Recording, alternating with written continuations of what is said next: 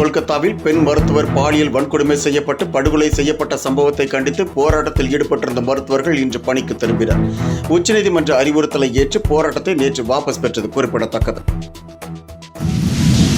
கிருஷ்ணகிரி மாவட்டத்தில் பாலியல் வன்கொடுமை வழக்கில் கைது செய்யப்பட்ட நாம் தமிழர் கட்சி முன்னாள் நிர்வாகி சிவராமன் மற்றும் அவரது தந்தையின் மரணம் சந்தேகத்தை எழுப்புவதாக பாஜக தலைவர் அண்ணாமலை கருத்து தெரிவித்துள்ளார்.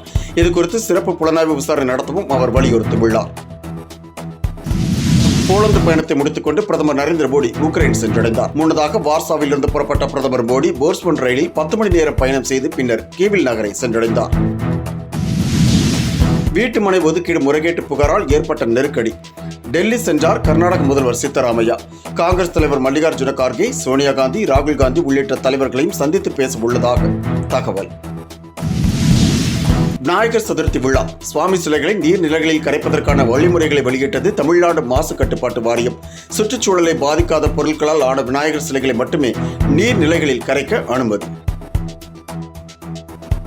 திருச்சியிலிருந்து சென்னை நோக்கி சென்று கொண்டிருந்த தனியார் பேருந்து மன்னார்புரம் மேம்பாலம் அருகே டயர் வெடித்து தீப்பற்றியது. பேருந்து முற்றிலுமாக எரிந்த நிலையில் 27 பயணிகள் அதிர்ஷ்டவசமாக உயிர் தப்பினர். கன்னியாகுமரி கடலில் திடீரென தாழ்ந்த நீர்மட்டம். முன்னெச்சரிக்கை நடவடிக்கையாக நிறுத்தப்பட்ட படகு போக்குவரத்து 12 மணிக்கு பிறகு கடலின் தன்மையை அறிந்து இயக்கப்படும் என்று பூம்புகார் நிர்வாகம் அறிவிப்பு.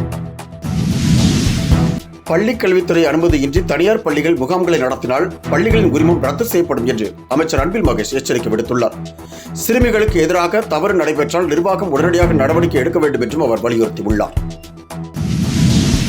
வங்கதேசத்து முன்னாள் பிரதமர் ஷேக் ஹசீனா மீது 45 வழக்குகள் பதிவு. அவற்றில் 28 வழக்குகள் கொலை வழக்குகள் என்பது குறிப்பிடத்தக்கது. மை இந்தியா 24/7 முக்கிய செய்திகளை உடனுக்குடன் தெரிந்து கொள்ள உடனே சப்ஸ்கிரைப் பண்ணுங்க, பெல் பட்டனை பிரஸ் பண்ணுங்க. என்றும் உங்களுடன் மை இந்தியா.